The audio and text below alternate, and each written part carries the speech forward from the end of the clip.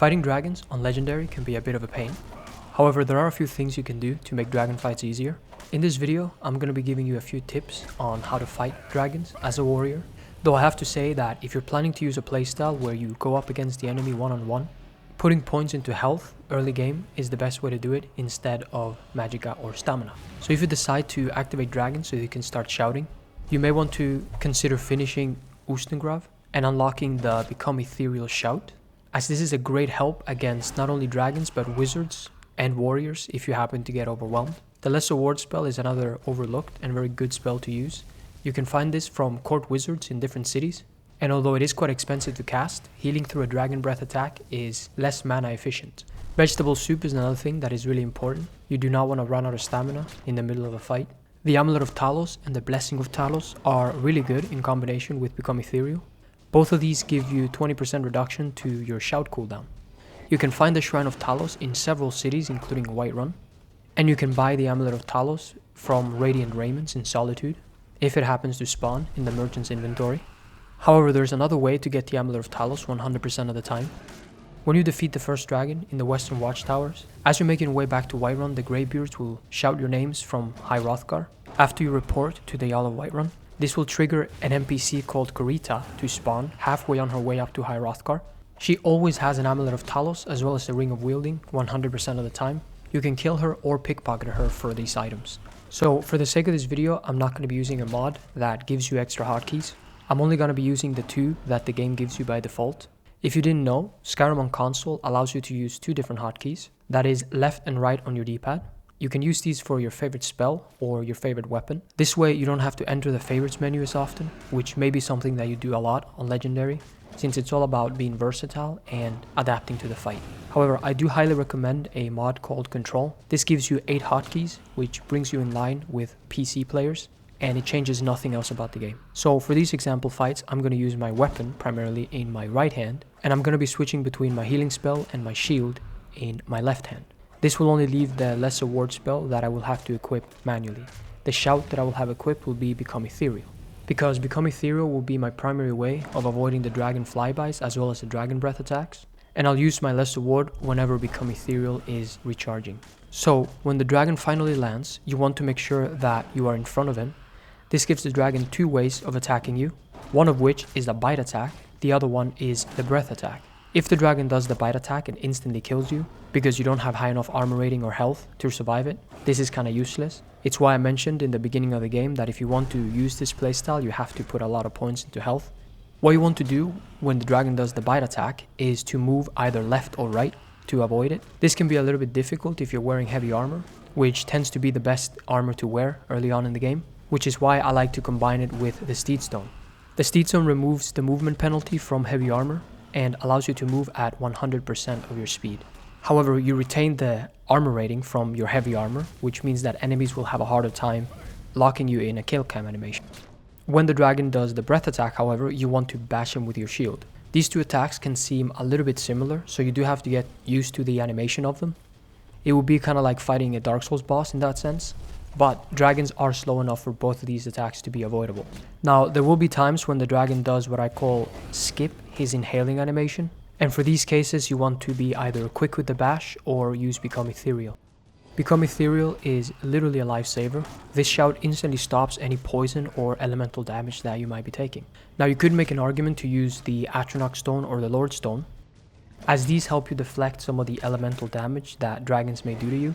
However, personally, I would like to use Become Ethereal and my Lesser Ward to deal with the magical attacks, and then just keep my heavy armor with the Steedstone so that I'm as safe as possible against melee attacks, elemental attacks, as well as dragons. So when it comes to swords, axes, or maces, for general combat, I do think that maces are a little bit better than the other two because of the stagger potential that they have.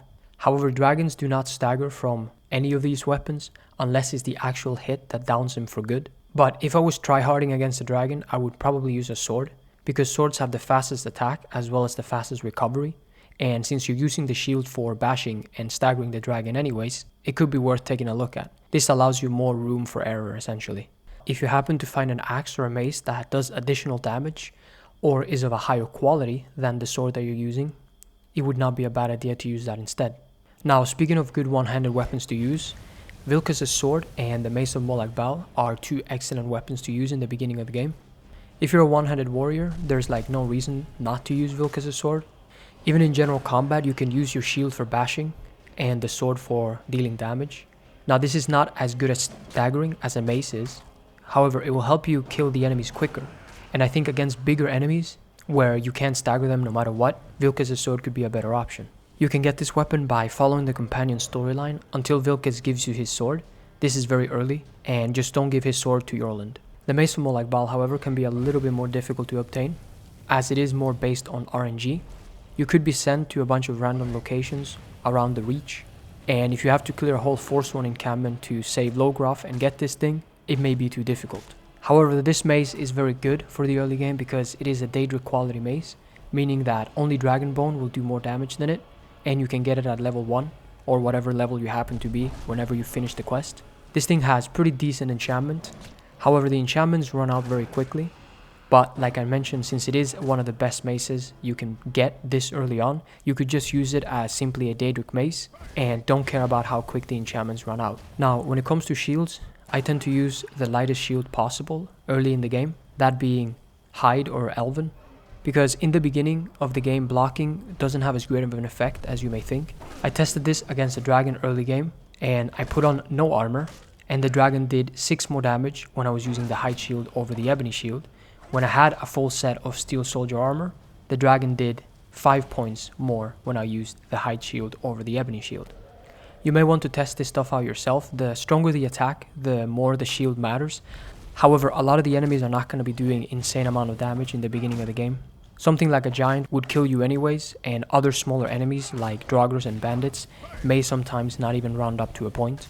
I say this because you may not want to block a dragon attack anyways, or any attack that would be too strong, such as a bandit chief with a warhammer. Those you want to just move out of the way.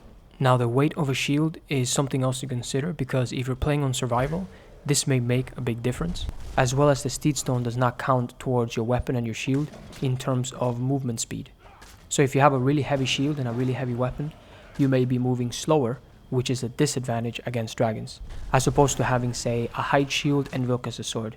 Armor rating in Skyrim tends to be best when you stack it, so improving one single piece of armor doesn't round up to a full point of health kept by most attacks.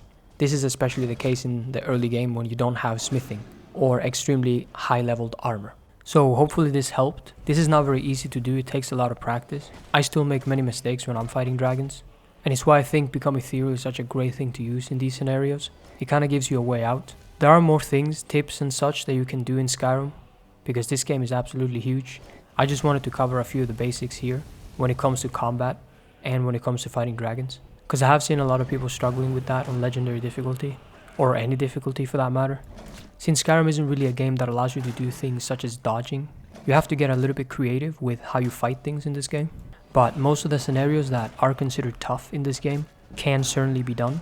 And that's the beautiful thing about legendary difficulty. It kind of forces you to adapt to certain situations and use your shouts and spells and potions, you know, whatever it may be, to benefit you in those different scenarios. And I very much welcome the challenge of taking on legendary difficulty as a warrior.